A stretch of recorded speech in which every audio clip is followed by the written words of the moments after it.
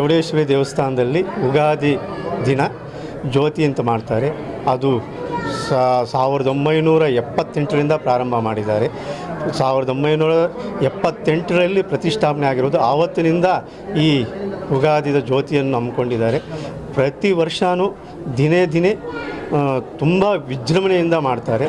ಅದು ಎಲ್ಲ ಭಕ್ತಾದಿಗಳು ಸೇರಿ ಎಲ್ಲನೂ ಬಂದು ದೇವರ ದರ್ಶನ ಮಾಡಿಕೊಂಡು ರಾತ್ರಿ ಎಲ್ಲ ಜ್ಯೋತಿ ಎಲ್ಲ ಗ್ರಾಮ ಪ್ರದಕ್ಷಿಣೆ ಎಲ್ಲ ಮಾಡುತ್ತೆ. ತುಂಬ ಚೆನ್ನಾಗಿರುತ್ತೆ.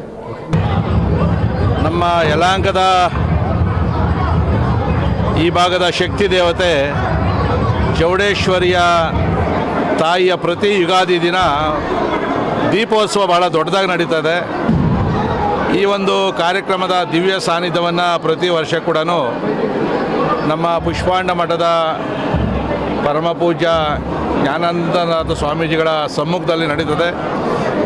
ನಾನು ಪ್ರತಿ ವರ್ಷ ಕೂಡ ಈ ಒಂದು ತಾಯಿಯ ಮಹೋತ್ಸವಕ್ಕೆ ಬಂದು ಭಾಗವಹಿಸ್ತೀನಿ.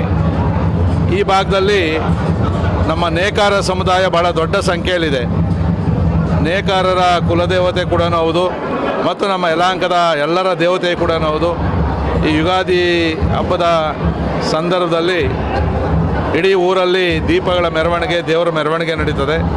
ಸಾವಿರಾರು ಸಂಖ್ಯೆಯಲ್ಲಿ ಭಕ್ತರು ಕೂಡ ಈ ಕಾರ್ಯಕ್ರಮದಲ್ಲಿ ಮಾಡಿಸಿ ನಮ್ಮ ಹೊಸ ವರ್ಷ, ಹಿಂದೂ ಸಂಪ್ರದಾಯದ ಹೊಸ ವರ್ಷವನ್ನು ಭಾಳ ಅದ್ಧೂರಿಯಾಗಿ ಅರ್ಥಪೂರ್ಣವಾಗಿ ಈ ಭಾಗದ ಮುಖಂಡರು ಕೂಡ ಮಾಡ್ತಾಯಿದ್ದಾರೆ.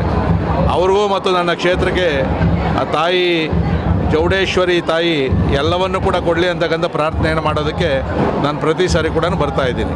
ಯಲಹಂಕ ಕ್ಷೇತ್ರದಲ್ಲಿ ಈಗಾಗಲೇ ಹೇಳಿದ ಹಾಗೆ ನೇಕಾರರು ಬಹಳಷ್ಟು ಸಂಖ್ಯೆಯಲ್ಲಿದ್ದಾರೆ. ಕೈಮಗ್ಗ, ಪವರ್ ಲೂಮ್ಸ್, ನೇಕಾರಿಕೆಯಲ್ಲಿರ್ತಕ್ಕಂತಹ ನೇಕಾರರಿಗೆ ಇದು ವರ್ಷದ ಹಬ್ಬ. ಇವರು ನಂಬಿರ್ತಕ್ಕಂತಹ ಚೌಡೇಶ್ವರಿಯ ಉತ್ಸವವನ್ನು ಜ್ಯೋತಿ ಉತ್ಸವ ಅಂಥೇಳಿ ಮಕ್ಕಳು, ಹೆಣ್ಣು ಮಕ್ಕಳು, ಪರಿವಾರದವರೆಲ್ಲರೂ ಕೂಡ ತಲೆಯ ಮೇಲೆ ತಾಯಿಯ ಸ್ತುತಿ, ದೇವರ ಪದ್ಯಗಳನ್ನು ಹಾಡ್ತಾ ಜ್ಯೋತಿಗಳನ್ನು ಹೊರತಾ ಈ ಹಬ್ಬವನ್ನು ಆಚರಿಸ್ತೇವೆ.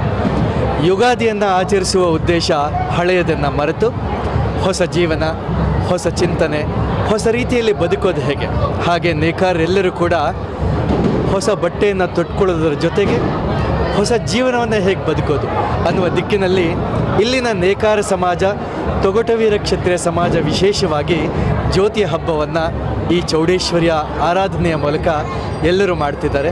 ಶಾಸಕರು ಪ್ರತಿ ವರ್ಷ ಬರ್ತಾರೆ. ಇದೇ ಹುಮ್ಮಸ್ಸಿನಲ್ಲಿ ಯುವಕರು, ಹಿರಿಯರು, ಮಕ್ಕಳೆಲ್ಲರೂ ಕೂಡ ಸೇರುವುದು ಒಂದು ವಿಶೇಷವಾದಂಥ ಹಬ್ಬ ಇದು.